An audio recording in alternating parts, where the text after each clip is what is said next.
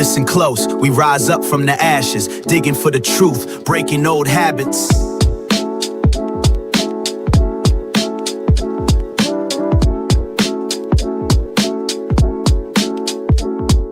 We marching with the nesters, they laid the foundation, passed down revelation, sparked our motivation. In a world of facades, we peeling back the layers. Truth is the weapon that cuts through all the fakers. Phonets in our chest, reborn from deception. Eyes wide open, no room for misdirection. Every step we take, we honor the connection between past and present, forging our resurrection.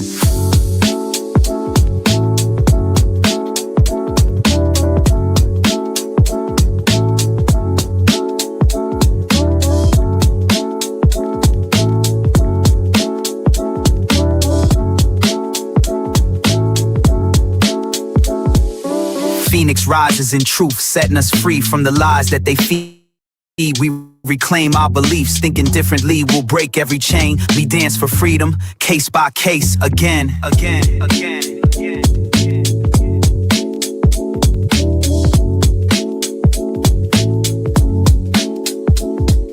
We cultivate vision, planting seeds of awareness, challenge the narrative, break out of the harness, digging deep for knowledge, unearthing the hidden. Our minds are the soil where the future is written, no longer confined by the scripts they prescribe. We write our own story, let the real one subscribe. One voice becomes many, together we rally.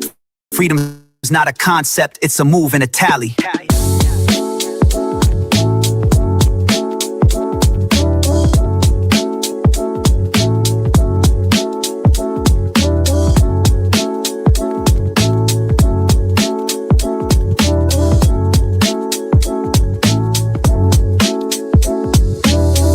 By case, we break the cage.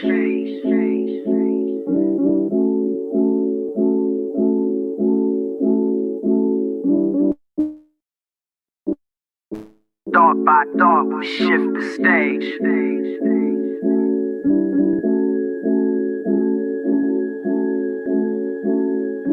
Phoenix rises in truth, setting us free from the lies that they feed. We reclaim our beliefs, thinking differently, we'll break every chain. We dance for freedom, case by case, again.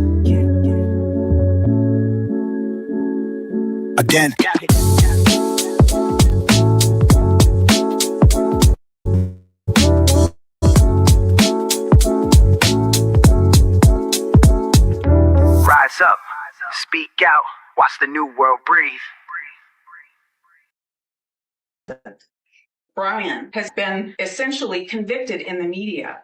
He has a right to have this information withheld, brought out in public, so that people can see it's not this neat little package. So people can start to wonder if Brian's innocent. Your Honor, Brian is innocent.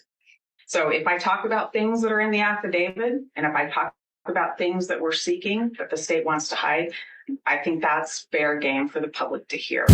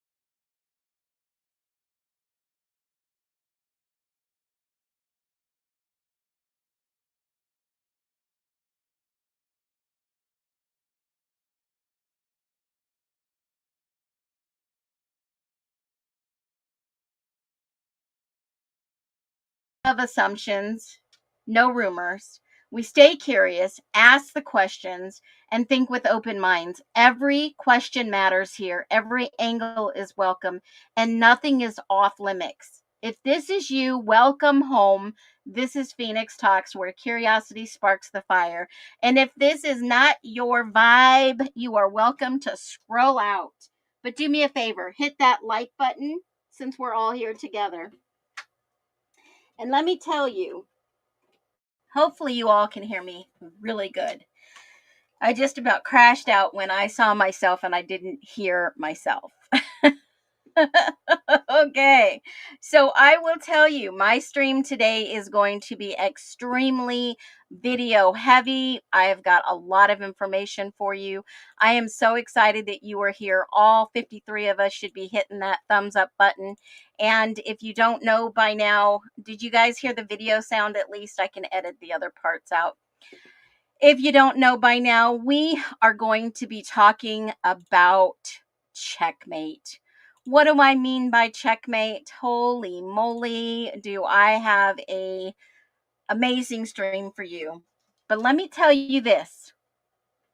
Let me just tell you this. Okay, y'all, let me do a speed round. Let's start this stream over. I'll welcome y'all in a minute. Okay, we're gonna do a speed round, a stream round, a speed round. I don't want you to think. I just want you to answer. Okay, all right, ready? We're gonna do this quick. I want you to type it out in the comments. All right. Frats or LE? Who did it? Frats or LE? In your humble opinion, speculation, theories, who do you think did it? Frats or LE? Just drop it below. Who do you think did it? Frats or cats? Frats or cats? Who do you think did it? Frats or professor? Frats or professor? Who do you think did it? Frats or the dog? Frats or the dog?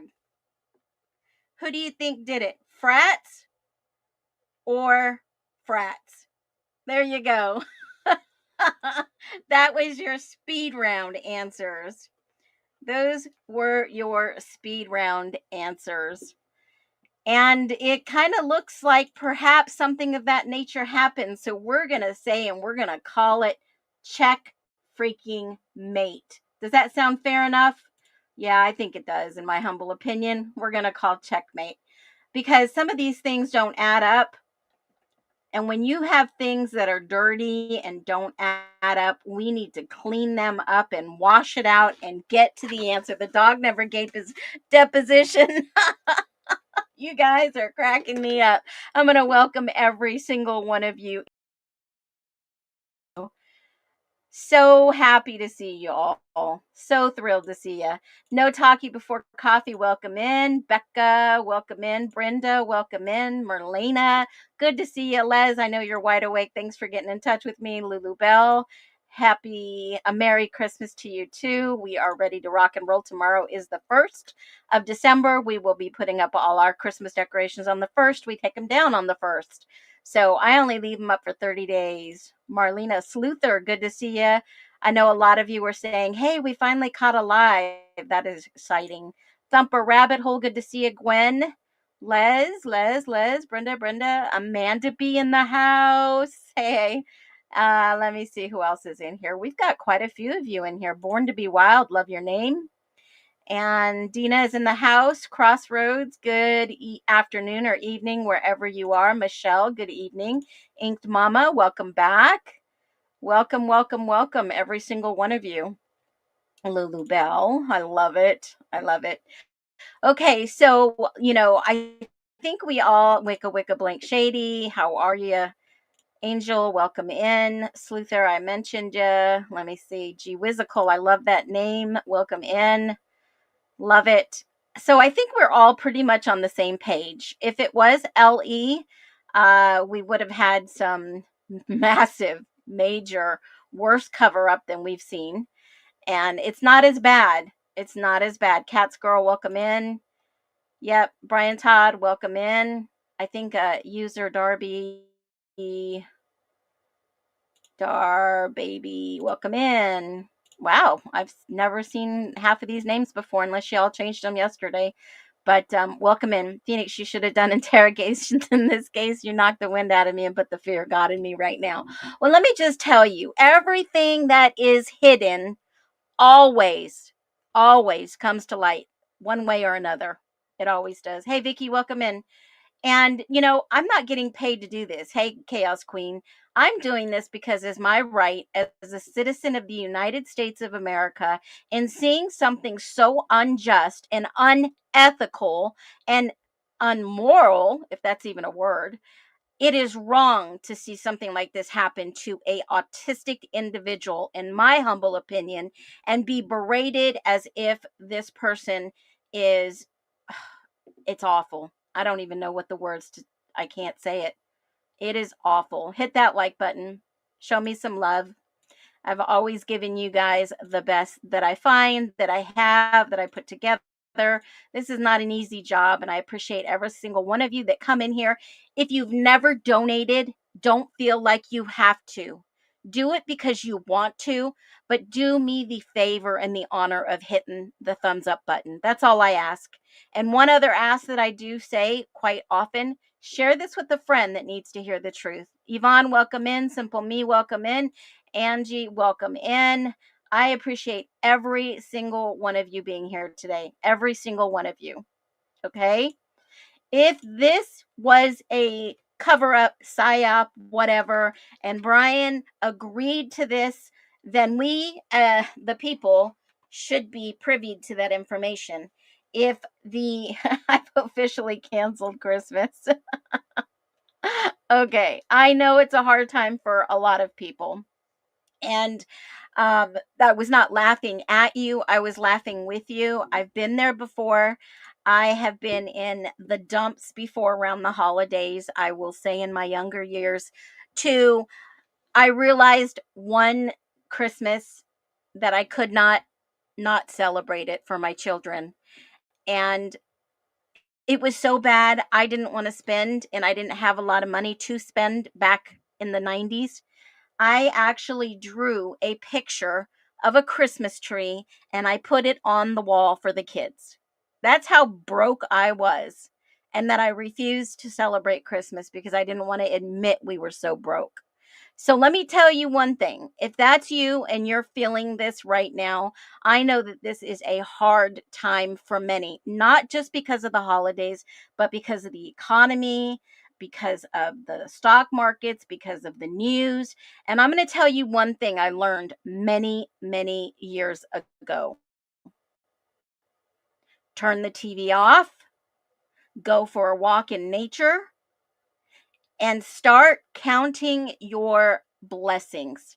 Because number one, if you have the control to turn the TV off, you have strength. If you have the will to get up and go walk in nature, you have health. And if you have the ability to be thankful, you have a good heart. And that's hard for many people to do today. So if you're hurting in any of those three areas I mentioned, you are stronger. Your body is stronger than your mind believes. Be strong in your mind. Now, with that being said, let's get to it. Because I agree that this is checkmate. At this point in time, everything that I have shared, everything that I have looked at that has been given to us publicly is checkmate. I believe it's checkmate. What do I mean? Well, when police play hide and seek with the truth, whew, we're going to be here to expose it. That exposing is not defaming or slandering or libeling anyone. It's the number one legal weakness police departments hope that you never learn. What happens when they don't answer your FOIA request or they say it costs this amount of money, outrageous amounts of money? They deny your request. What if I told you silence is the biggest mistake they can make and not answering you? And that is your checkmate. That's your checkmate. Because anybody could FOIA a public request, Freedom of Information Act. That's what FOIA is. That means you are asking an entity for a Public Records Act. And why police avoid that information? Well, there's real world examples of abuse like delays, redactions. Oh, and the greatest is the ongoing investigation excuses or the outrageous fee demands that I already talked to you about. Those are all legally challengeable. Has a police department ever ghosted you on a records request? I could say yes. What's the worst delay or fee you've ever seen? In this case, what is the worst delay? Mine would have to be the 60-day delay because Idaho, by law, they have a mandatory 3 to 10 days in many states, but by law, Idaho is actually 3 days. They have so many hours to answer you.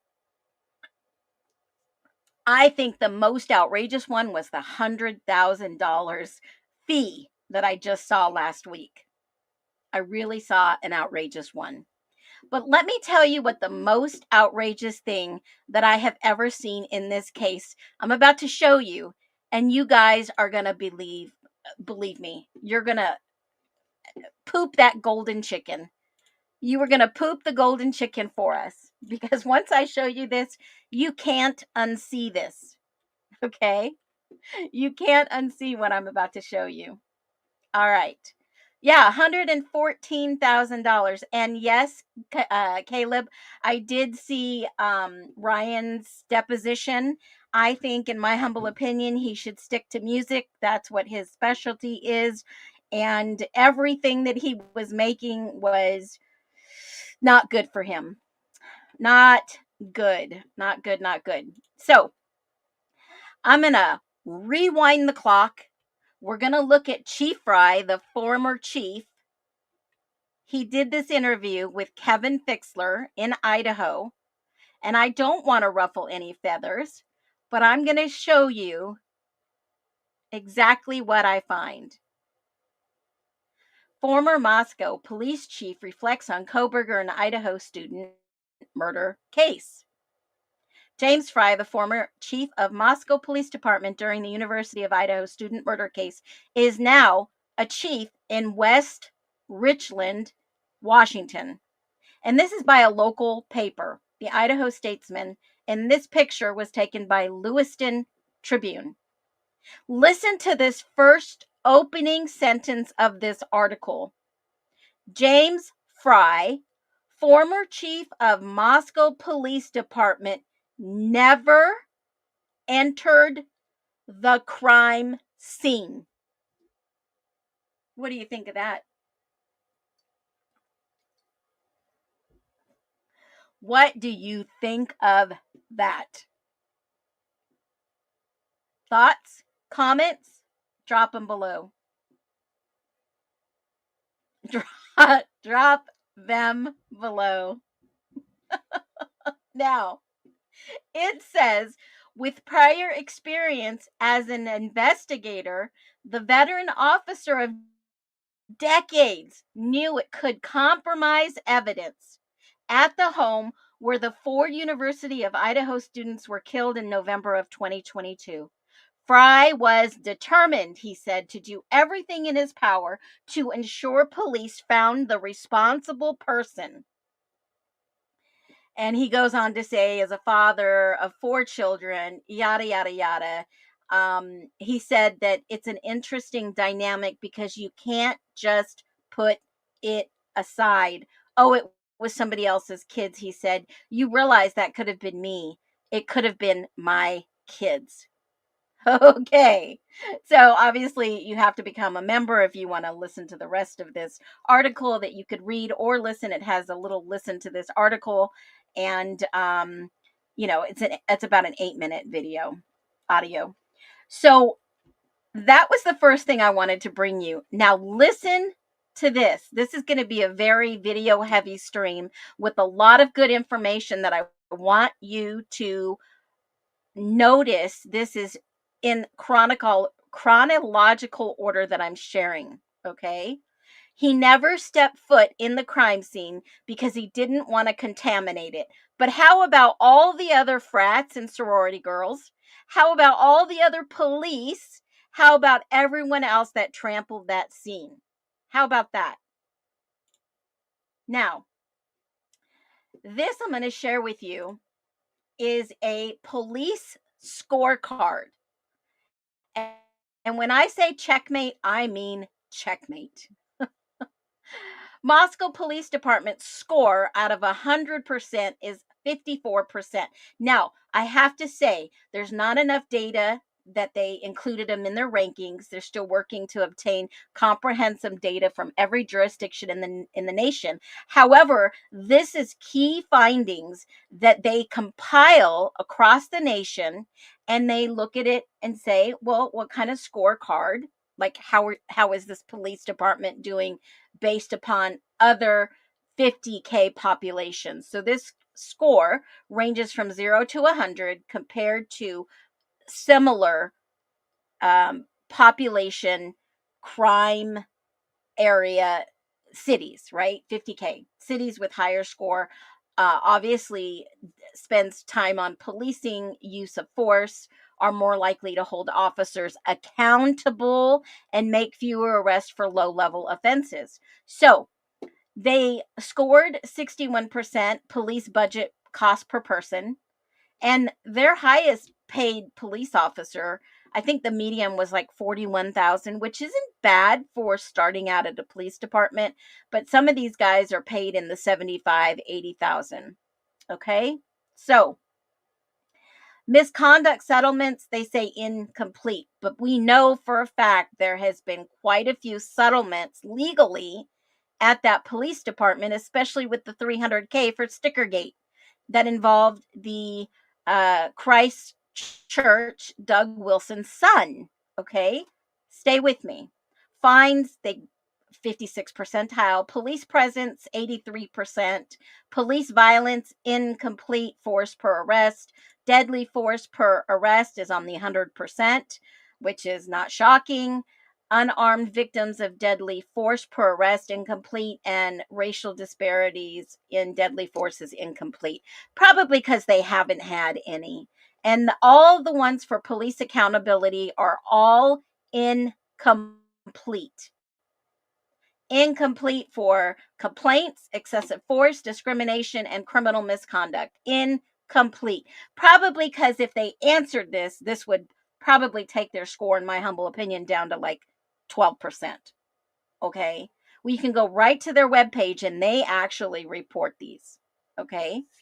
So Gwen, I'm out. You make no sense. You know what? Let me help you out. I'm following and I understand what I'm talking about, and that's all that matters.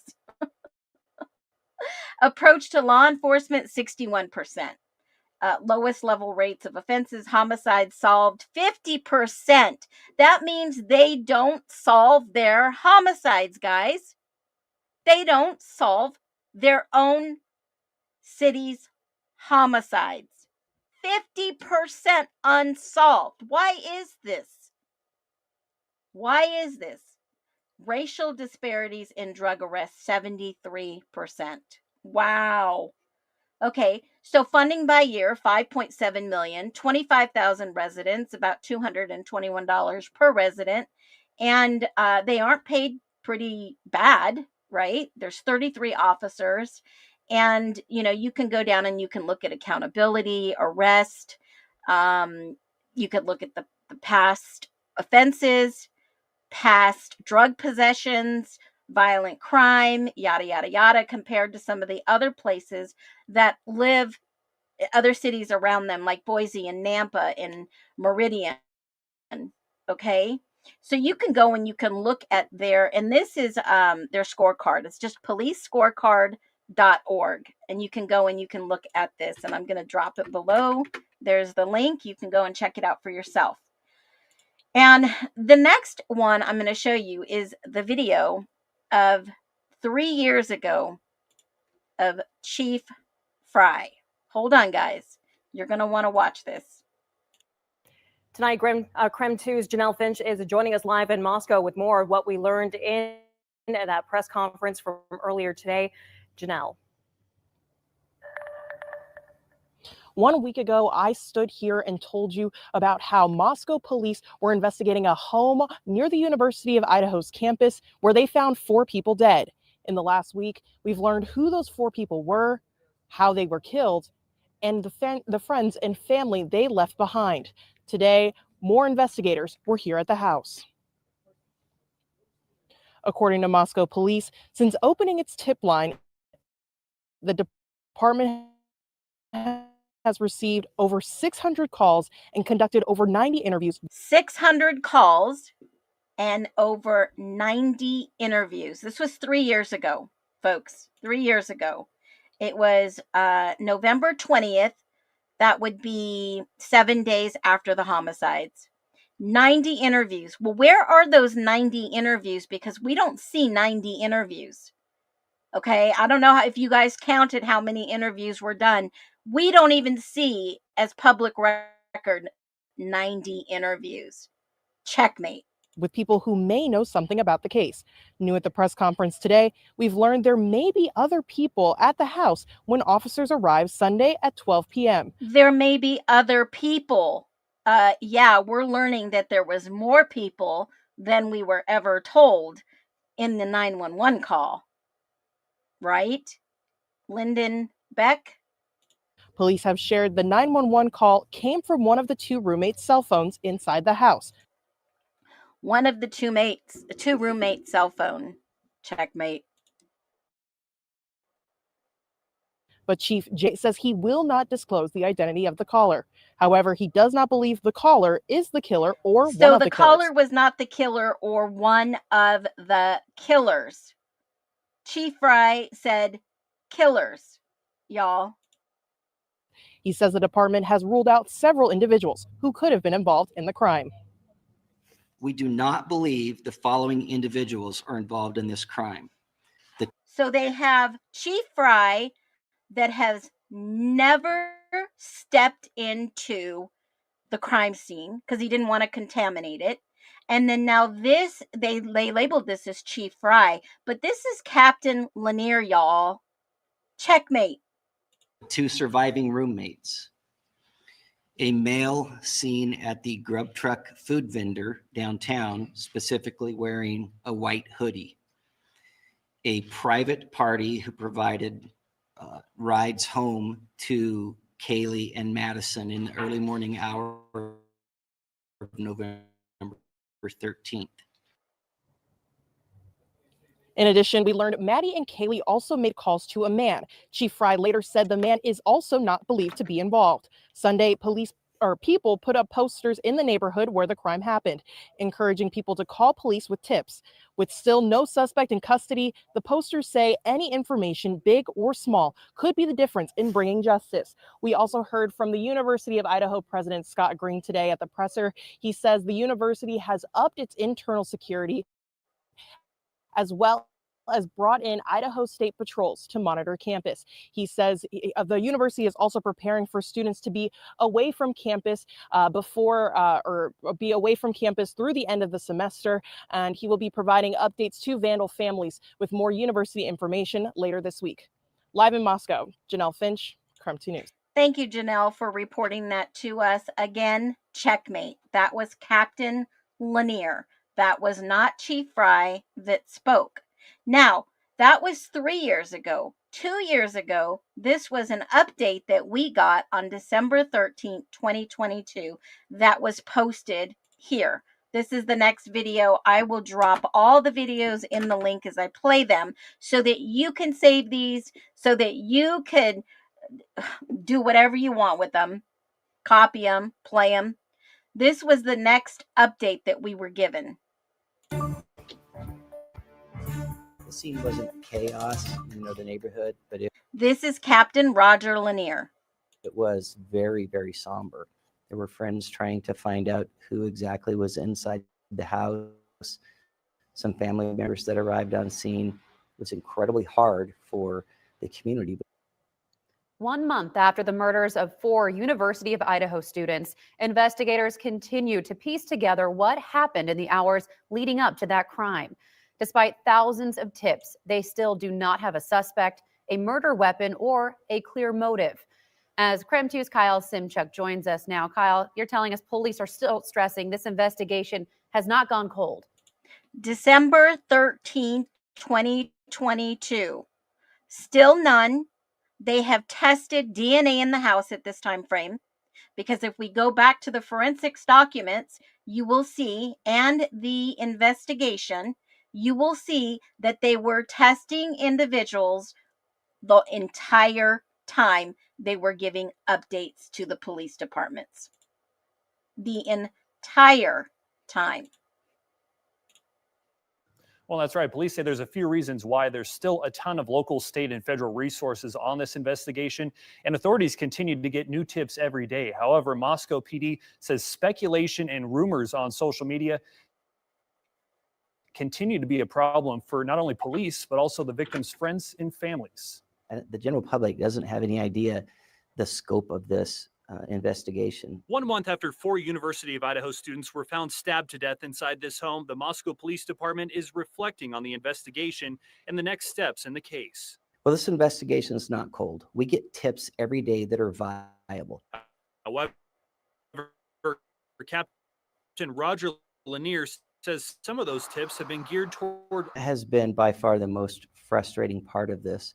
We've always closely guarded the information that we discovered at the scene and our investigative information, because we want to protect the integrity of this investigation. Lanier says those rumors have also had an impact on families and friends of the victims, some of whom have received death threats. In a recorded interview, he reflected on the previous month, including the day officers were called to the home on King Road. It didn't take long for students, even family members, to gather as they waited for answers. There was a lot of crying. There were friends trying to find out who exactly was inside the house. Some family members that arrived on scene. It was incredibly hard for the community, but it was also really, really hard on our officers, some of whom were very young. And that was the first real major crime scene that they had encountered. Lanier says it quickly became apparent they would need additional outside resources on the case, including Idaho State Police and the FBI. Right now, nearly 70 investigators are still working the case. Lanier described what they'll be doing going forward. Eliminate the information that we know is not going to be relevant to the investigation, and take all the new information. And eventually, and we see this coming, eventually we're going to narrow in on exactly what happened and who did it. Now, we want to again share with you the tip line. If you have any information, contact the Moscow Police tip line at 208-883-7180. You can also send an email to the address you see there on your screen. And Moscow Police, they're still asking for information regarding a 2011 or 13 white Hyundai Elantra. They believe the person or people inside that vehicle may have critical information about the murders, but Jen, they do not have a license plate for the car. The individuals, more than one, checkmate. Okay, that was on the 13th of December. That was Captain Roger Lanier. I have dropped the link in the chat so you can absolutely see that. Now, what's up? This was the next one that was shared. I think I may have showed you this one. Hold on real quick. The scene wasn't chaos. Hold on a minute. This is the one that has me reeling and scratching my head. The scene wasn't chaos. The scene wasn't chaos. Did you just hear that? The neighborhood, but it was very, very somber. There were friends trying to find out who exactly was inside the house. The scene wasn't chaos. I would say it was. Checkmate. Now, if you look at the next document, this is WSU students share thoughts on Moscow murder suspect arrest after returning from winter break. See, they wanted everybody to come back. Y'all, it's safe. Come back. Come back to school. Some students are understandably on edge about returning to Pullman. Not only was it Moscow, it was Pullman also, but others feel safer knowing the suspect is behind bars. Checkmate.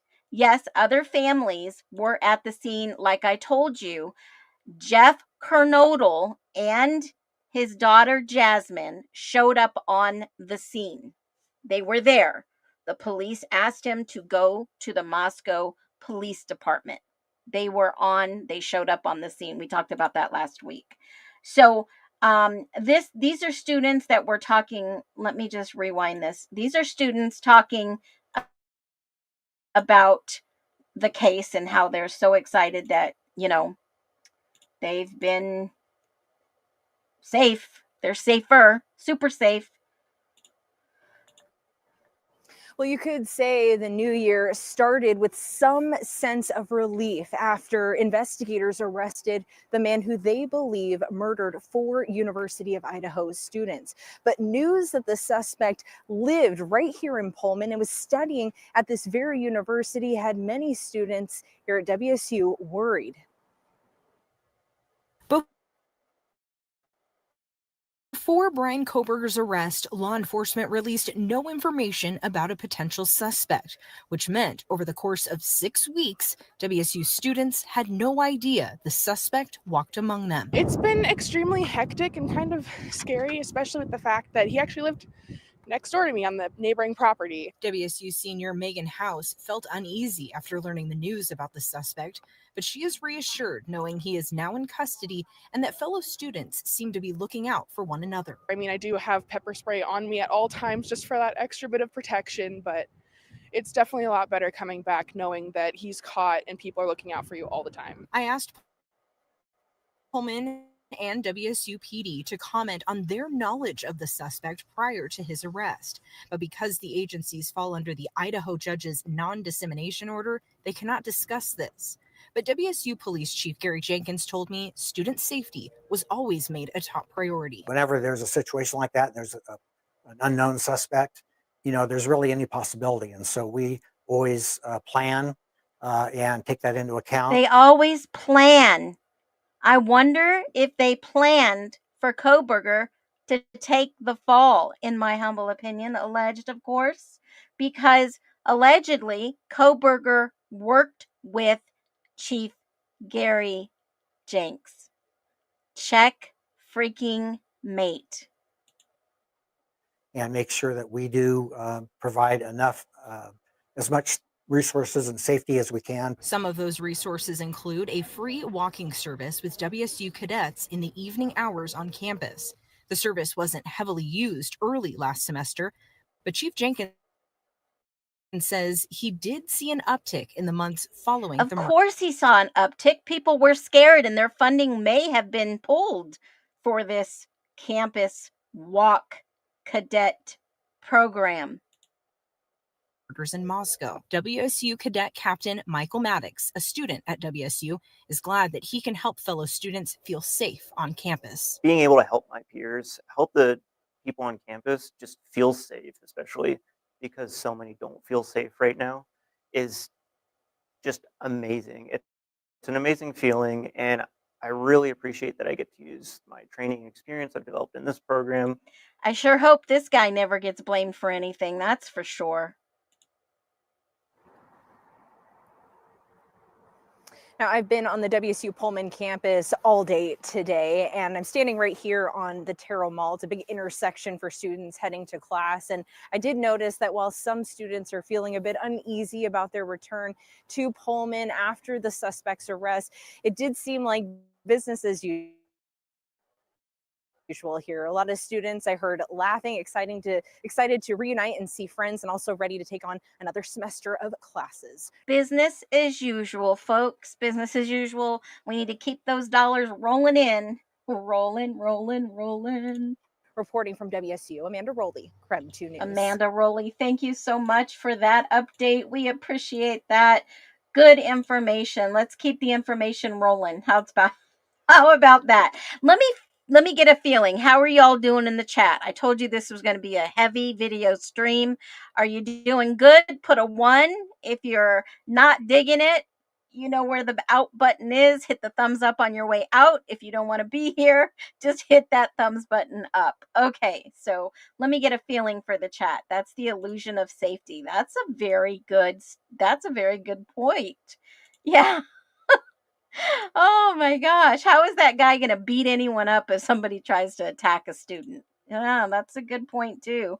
All right. So, next one I got for you. This is an article which I thought it was very interesting. This was a young lady who is a national correspondent from Newsweek. She writes, Brian Koberger reportedly had intimate meetings with the police prior to his arrest in connection with the slayings. Remember, that intimate meeting or intimate meetings were with Chief Jenks. Wow. Washington State University was interviewed for a research assistant position also with the Pullman Police Department 7 months before the November 13th unalivings. Checkmate. Now, of course, I do have a screenshot. I eventually will find it on my camera roll. That is at about 1,300 deep in my phone. That I have an article that said that Chief couldn't make a comment because he needed to talk to the city attorneys. Now, keep that in mind. I always deliver the receipts. I will find it for you. I just need a little bit more time to find that article. So, something that came across my desk that I found very interesting, folks. Very interesting. You know, people send me stuff all the time, and I often wonder, why are they sending me things? Y'all, the truth is starting to emerge. The truth is starting to come out. Finally. Finally. I have got, let me pull this back up. Hold on one second. Finally, people are starting to talk. In one of the videos I made, I know it was a little controversial today, but it's all good. Who was this? I can't remember who this was. Amanda B., you're going to have to put it below. Who was this balancing that axe on his chin? I can't remember. Phoenix works overtime for this. No, I just want to make sure I'm putting it all together. I really appreciate every single one of you here. Who was this, Amanda B? Who was this? Christmas is canceled, nesters. Coal and reindeer dropping cookies and elf piss eggnog to those who didn't hit the like button. Santa's going to be working overtime for those. Yeah. Oh, was that JD? I don't know. Is that really him? Jack Decor? He was balancing the axe on his chin. Wasn't JD the one balancing things? Wow. Okay. I've seen this like maybe years ago, but somebody had refreshed my memory about this picture, which was very interesting to say the least. Yeah. Okay. I don't know how to respond to this one, folks. You always send some good stuff to me. Oh my goodness. Wow. Interesting. Okay. So let's do this. Let me grab something that someone sent to me just a little while ago on my Checkmate video. I did a video, and unfortunately, there's a lot of people that don't like it.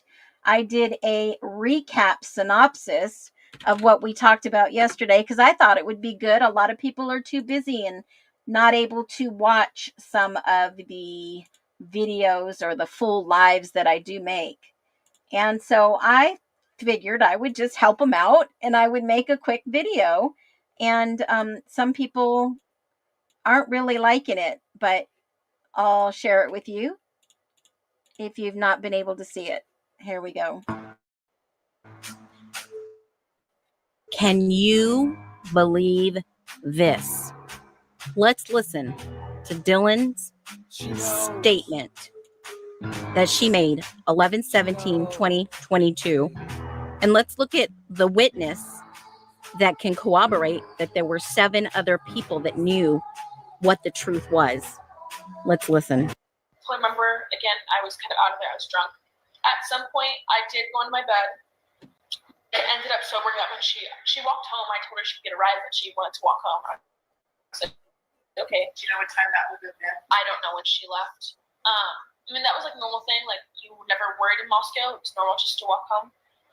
I don't know what time I went to bed. I have no clue. I remember waking up somewhere around 2 and 2:30. Again, I don't fully remember. I heard Maddie and Kaylee come home. Again, the walls are pretty thin, like you can hear everything. Now, this is a statement from a witness, KF, that was interviewed by Dustin Blaker in Sequence MPD 112.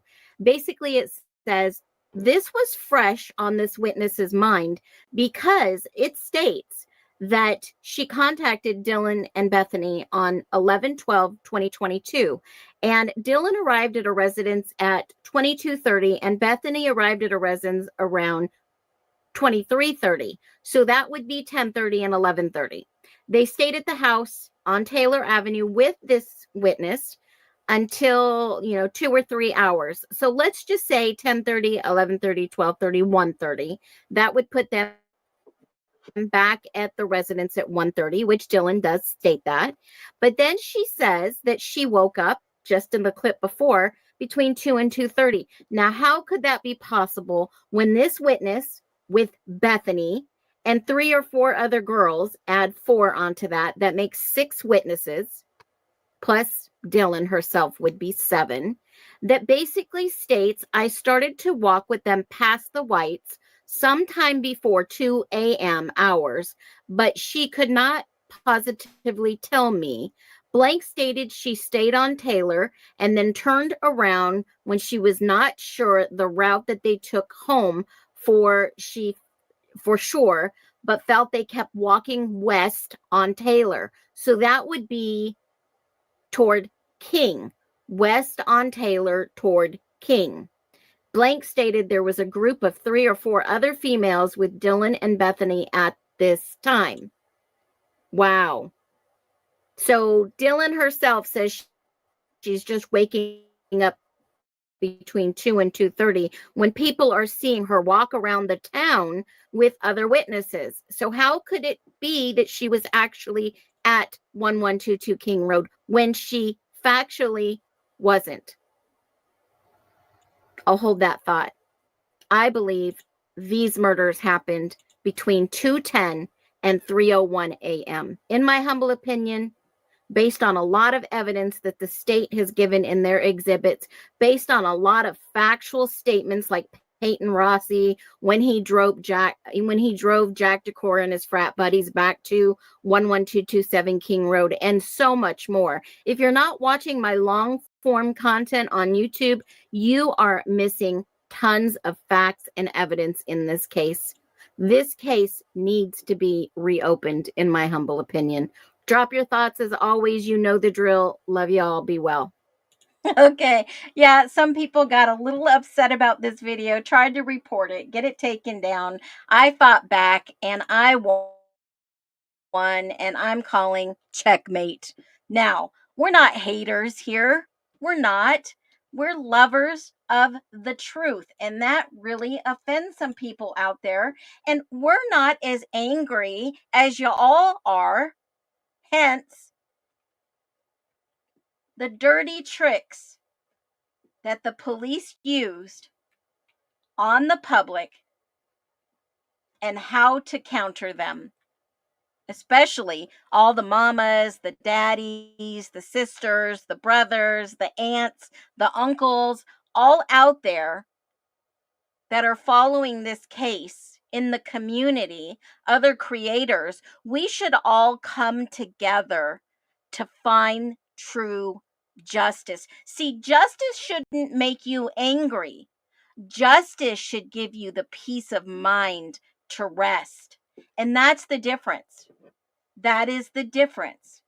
Like the post that I put up today, justice gives a peace of mind. It doesn't cause anger, not at all.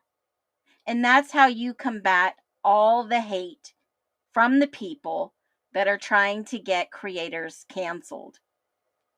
Haters of the truth in this is the cancel culture that we're facing. So remember, stay calm, stay credible, stay firm, stay respectful, stay kind, and disarm their hatred, and don't play with the trolls. Thank them for stopping by. Feel free to scroll past if this topic isn't your thing. And the strongest one you could ever say: silence never solves crimes. Asking questions isn't disrespectful. It's how justice happens. Checkmate. Now, I want you guys to be full and aware of the truth. The behavior that we've seen in this case is horrific, almost as worse as the tragedy. Trying to do character assassination on creators, on these individuals, on these victims is never the answer. Like the comment, you losers need to let it go and let them rest. Do you think any 4 of these individuals are resting in peace when they have someone sitting in jail that is factually innocent? Now, I'm not here to preach to you on this Sunday afternoon, but here's the truth. Justice matters. Evidence matters.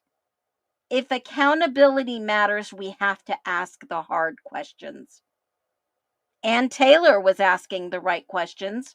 Look at all the hate that she got. See, I'm not just trying to stay engaged or create engagement here. I'm not trying to drive any conversation. I am giving you factual evidence, factual thought process, factual logical questions. We don't need to have troll behavior without naming certain people. I ignore the trolls. Ask all my mods. I ignore them and I still give them grace and mercy and move forward and never contact them. Ever.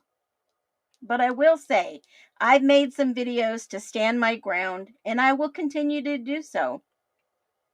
But if talking about the Idaho 4 case makes you upset, then maybe it's you. Now, talking about the dirty tricks that some trolls use, let's talk about the dirty tricks that police use. In a FOIA request, like your request is too broad, solution, narrow down, itemized request. This happens. If you've done a FOIA, drop a 1. Drop a 1 if you know what I'm talking about. If you don't, I'm going to share that process with you. And then the trick number 2 is that we're still reviewing the case.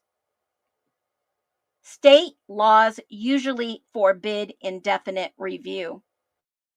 And then trick number 3, attorney review fee is $875 an hour. That, honey, is usually illegal. Trick 4, records don't exist or privacy concerns. That's trick 4. And one more that I wrote down is trick 5, and this is the one that I got. We'll respond when the investigation is done. What? The investigation isn't done? You have a man sitting in prison and you're saying the investigation is not done? What investigation? See, courts reject blanket refusals. What's the most craziest FOIA answer that you've gotten to date or seen? I would probably say the $114,000 fine or fee that you have to pay to get some redacted videos. Okay, that would probably take the cake. So when you take them to court, what happens? Checkmate. You break down the lawsuit process. You file a petition, you ask for judicial review. The judge, you ask the judge for an order to release the records, waive the fees, attorney's cost reimburse, and civil penalties if available. It's called sanctions, my friend. Sanctions. Because why citizens win with 70% of FOIA lawsuits, there's a 70% chance of winning. The court favors transparency among the people. Silence is basically they cannot silence a court. Bad faith delays get penalized, and agencies must prove exemptions, not speculations. Okay? All you have to do is say, Your Honor, the police department failed to respond within the statutory time frame. Under the state law, this is denial. We ask the court to compel the release of these records. That is where I say checkmate. They have to respond when a judge says, answer the documents requested. See, here's the checkmate rule a lot of people don't know about. If the police don't respond within legal deadlines, you automatically win the right to a judicial review. Yes, I've asked an attorney for a specific, detailed process.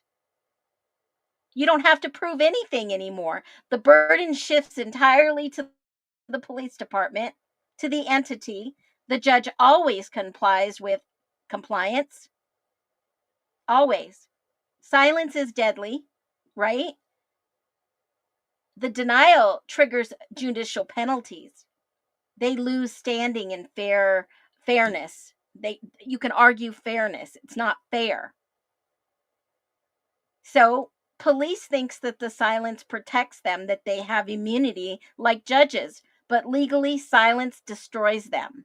You've seen every officer that is left from that police department, from the chief on down. They're like, oh, we need to retire, step aside. I don't want to lose my benefits.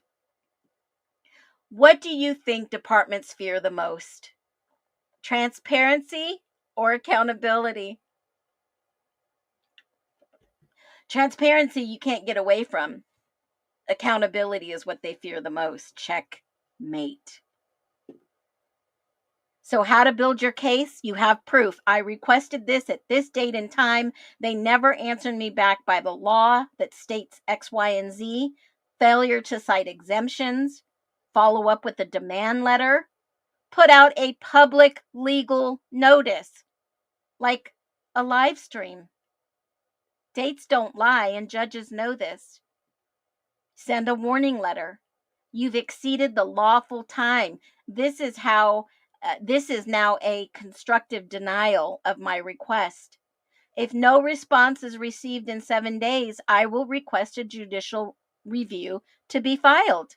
Check freaking mate. Document every single thing. See, FOIA is for everyone, folks. That is for every citizen of the United States of America. And I don't know if a non-citizen can file. I'm not sure on that. I'll ask them. See, police stonewalling can be defeated. Silence is your leverage. Lawsuits are winnable. Transparency strengthens justice. The public has more power than you may think. In the truth, here's the truth. If the truth is a puzzle, FOIA is the missing piece. And silence is the moment you begin to win the game. And that is why they want to keep things hidden. Because we might be saying checkmate. That's the FOIA wars. Suing the police and checkmate. They don't want you to know. There is a process of law. Accountability. So, I mean, you can write FOIA demand letters, formal notice, intents to sue, a complaint, a timeline chart. I told you the dirty tricks. Call them out. Track all communication. Document specific dates and times. I think some of us know that it's coming. Because I think we honestly have the right to know exactly what happened in the Idaho 4 case. I think it's much bigger than we even know at this point. Way, way bigger. And we're going to see it this week. Hopefully some new documents will be dropped. Let's see how transparent the courts start to become when people are knocking on their door saying, we want the FOIAs. Checkmate. Y'all, as we leave this live stream, I thank every single one of you for tuning in. Drop a lot of love for our mods here. Be well. Tomorrow is a new month, new music, new details. We're going to have a lot of good information tomorrow. You do not want to miss it.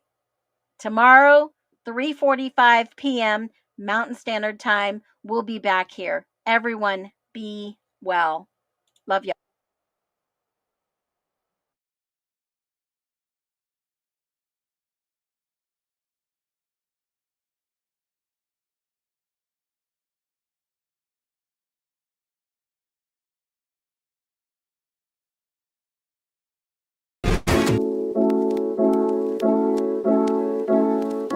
Listen close, we rise up from the ashes, digging for the truth, breaking old habits.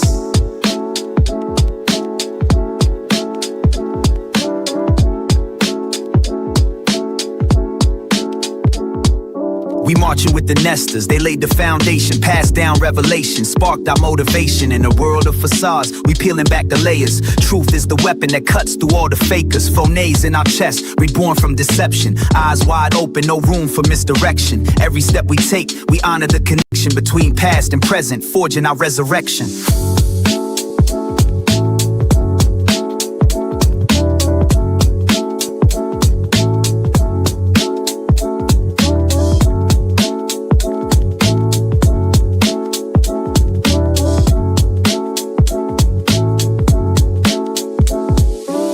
Phoenix rises in truth, setting us free from the lies that they feed. We reclaim our beliefs, thinking differently. We'll break every chain. We dance for freedom, case by case, again.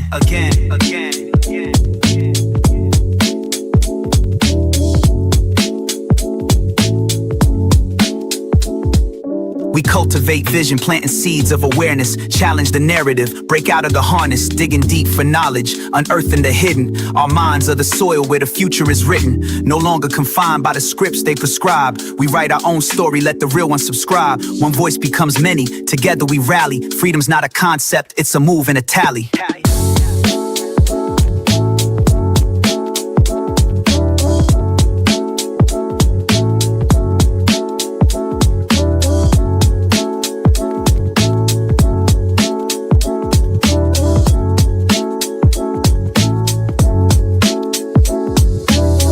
By case, we break the cage.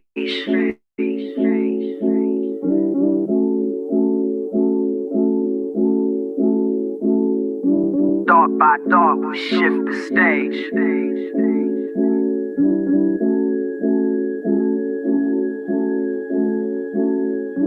Phoenix rises in truth, setting us free from the lies that they feed. We reclaim our beliefs, thinking differently. We'll break every chain.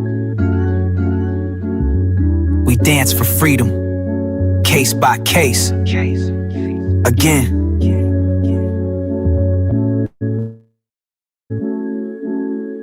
Again.